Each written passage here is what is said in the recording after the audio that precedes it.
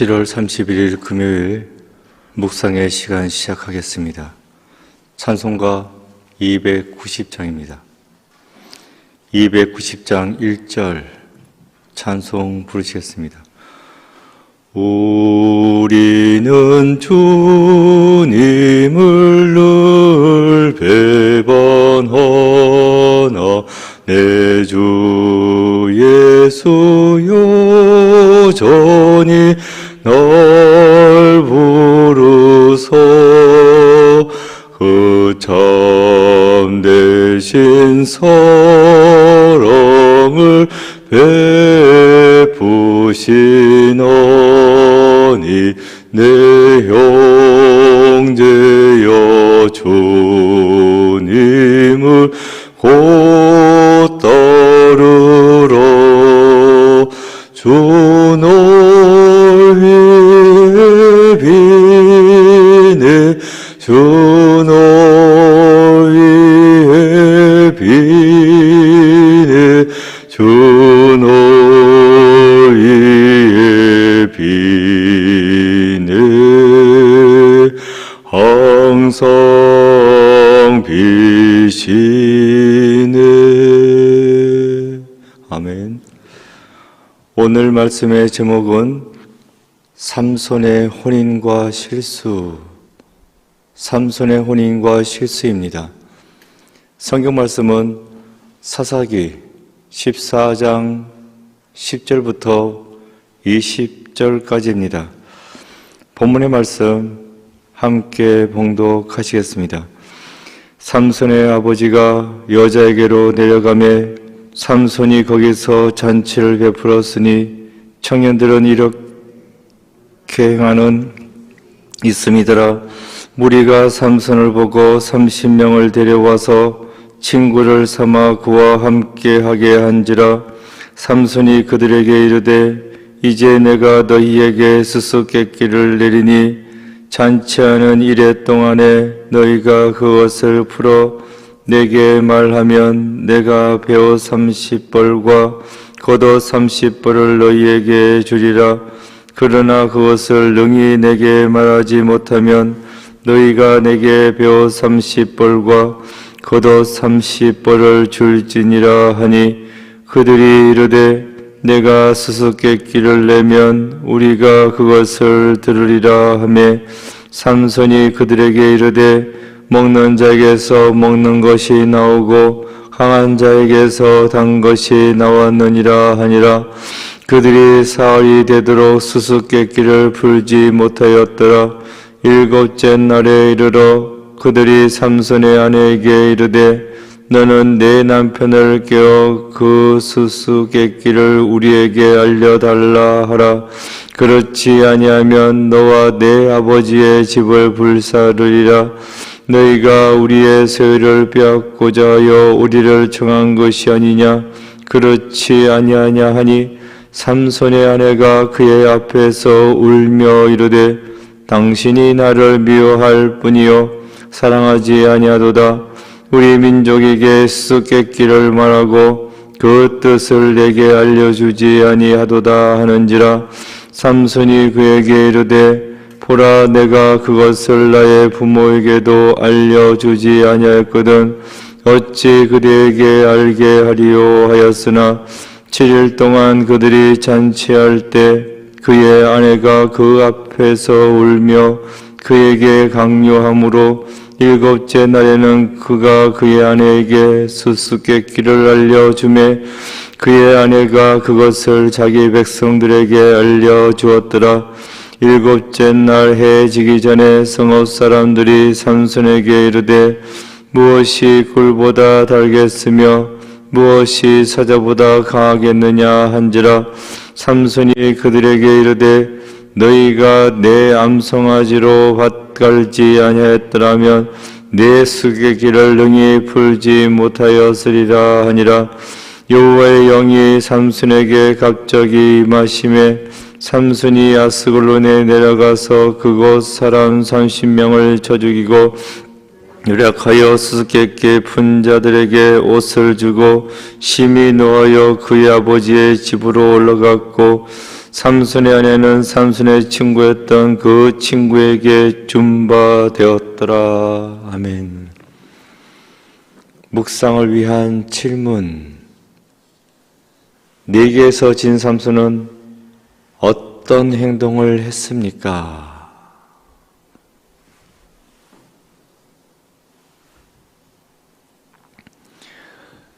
깊은 묵상의 시간입니다. 사단법인 대한럭비협회 홈페이지에 소개되어 있는 것입니다. 거기에 보면 럭비의 유래에 대해서 이야기해 주고 있습니다. 럭비의 시초는 1823년이라고 당시에 윌리엄 웹 앨리스란 소년이 있었는데 축구 경기를 했답니다. 근데 이 소년이 뭔가 착각을 했는지 긴장을 해서 그런지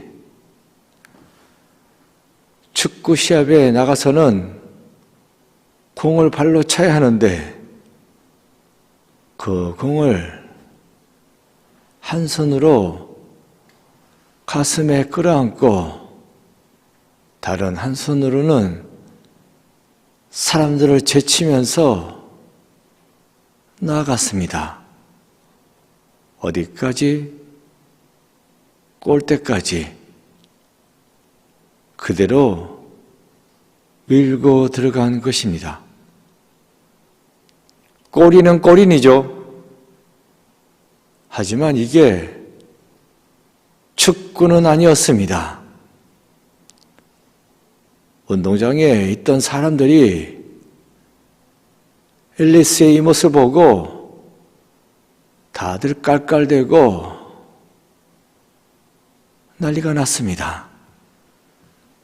그런데 그 중에 한 사람, 이 우발적인 사건을 그냥 재밌는 것으로만 생각하지 않았습니다.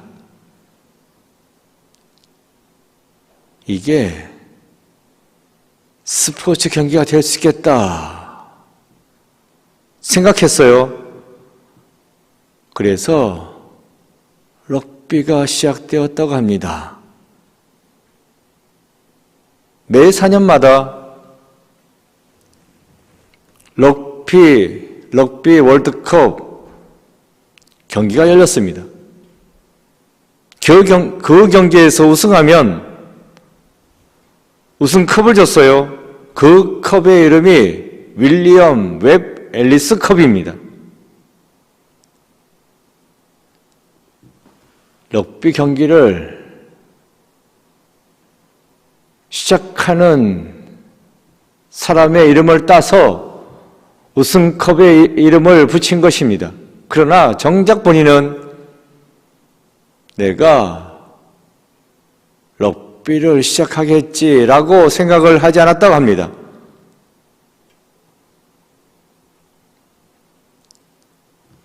자신의 실수만 생각했다는 거예요.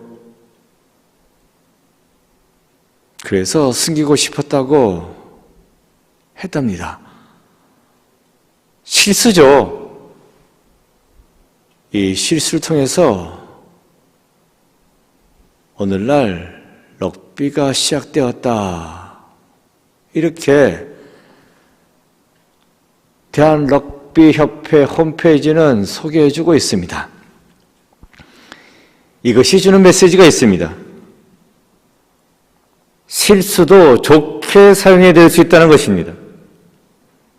그렇습니다. 하나님께서는 가장 보잘것없는 것을 가지고서도 최상의 것을 만들어내십니다. 하나님은 우리의 실수를 통해서도 일하십니다.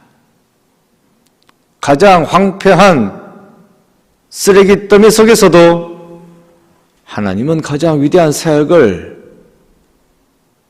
해내시는 것입니다. 오늘 본문 10절입니다.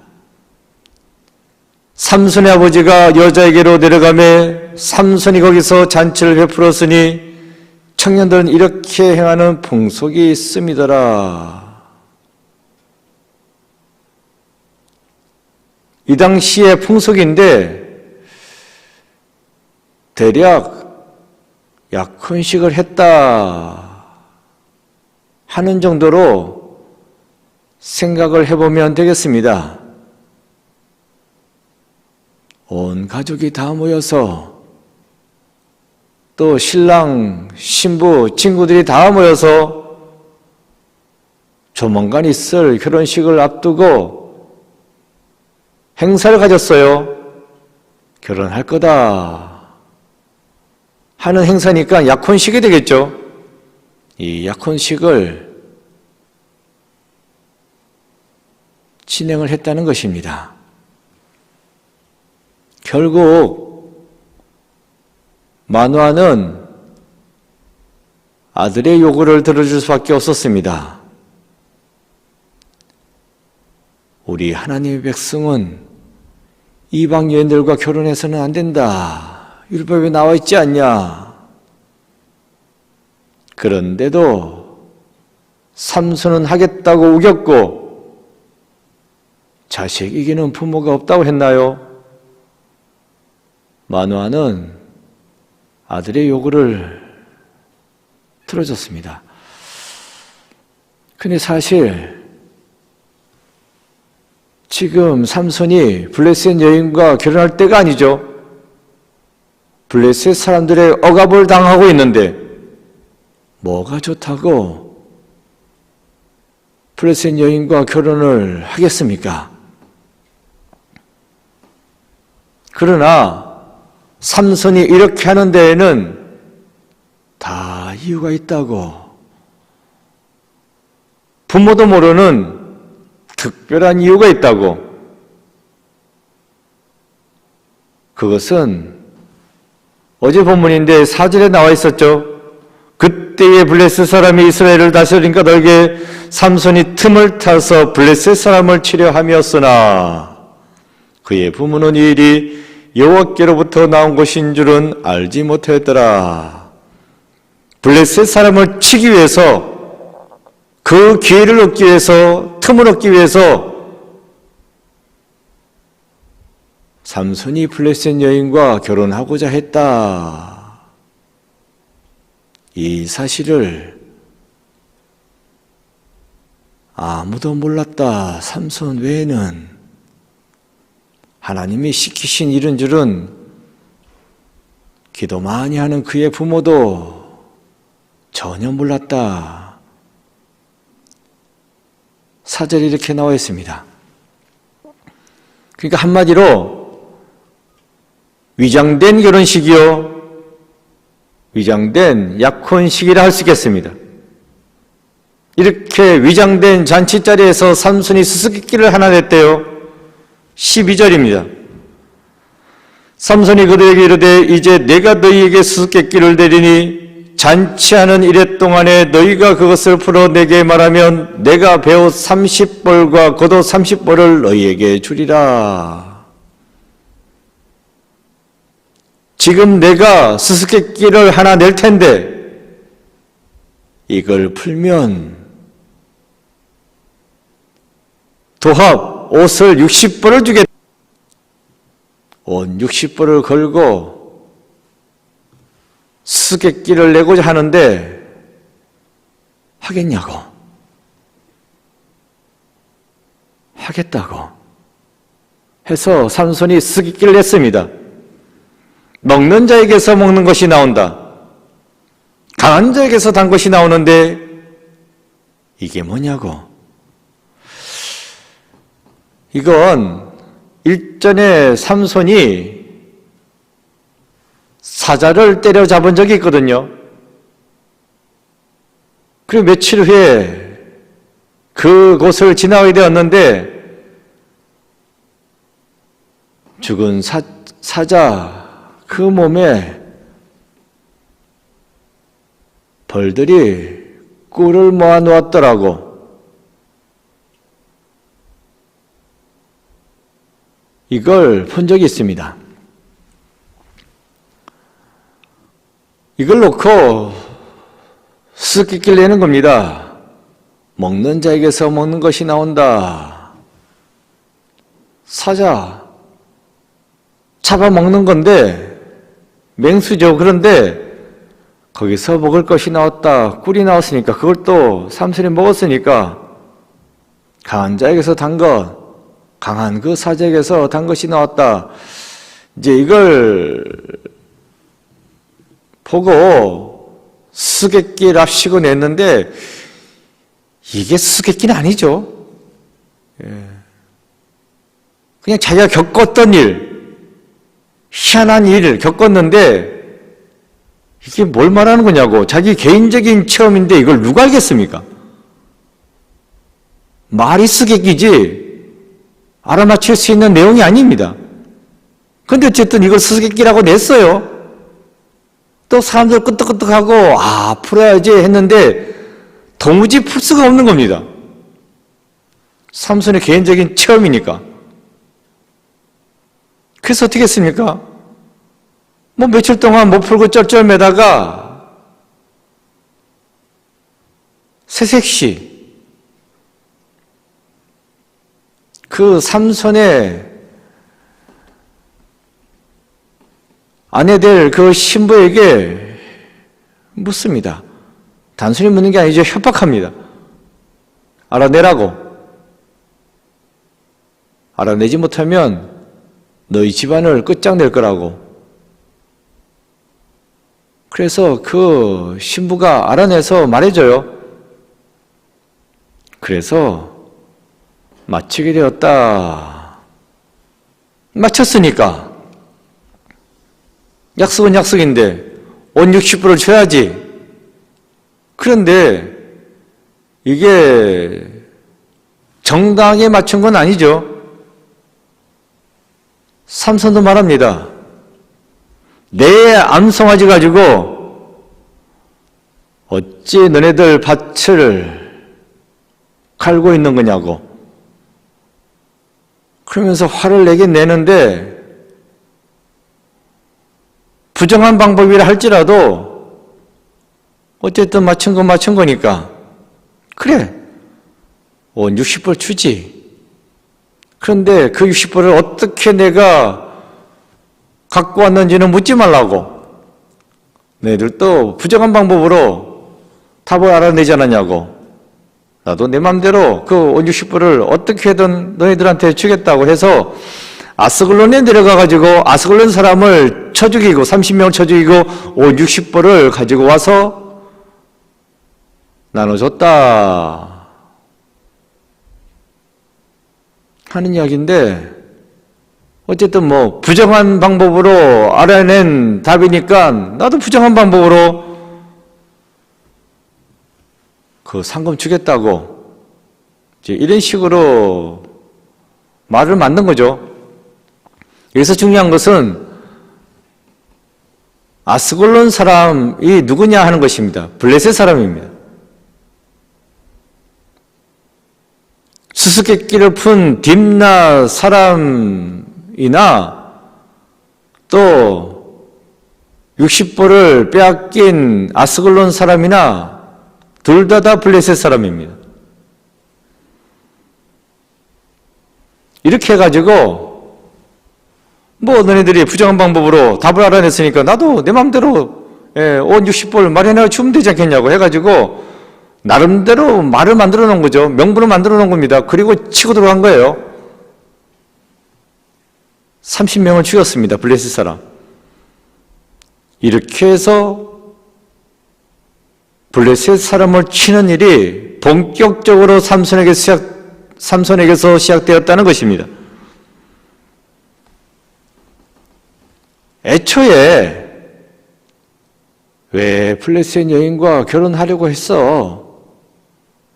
애초에 수수께끼라고 말도 안 되는 수수께끼 내가지고 이런 식으로 당하지 라고 말할 수 있을 겁니다. 실수입니다. 삼손이 처음부터 잘못한 거예요. 그런데 그 하나하나 지나가면서 일이 만들어져 나가는데 여기서 말씀드려야 하는 것은 록비 이야기도 했지만 실수지만 그 실수를 통해서 하나님께서는 하나님의 일을 만들어 가셨다는 것입니다. 이스라엘 백성을 억압하는 블레셋, 억압하니까 친다 할 수 있겠지만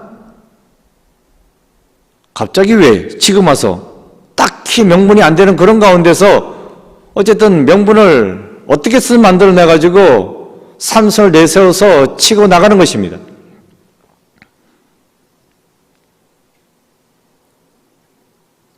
우리들 삶에서도 마찬가지입니다.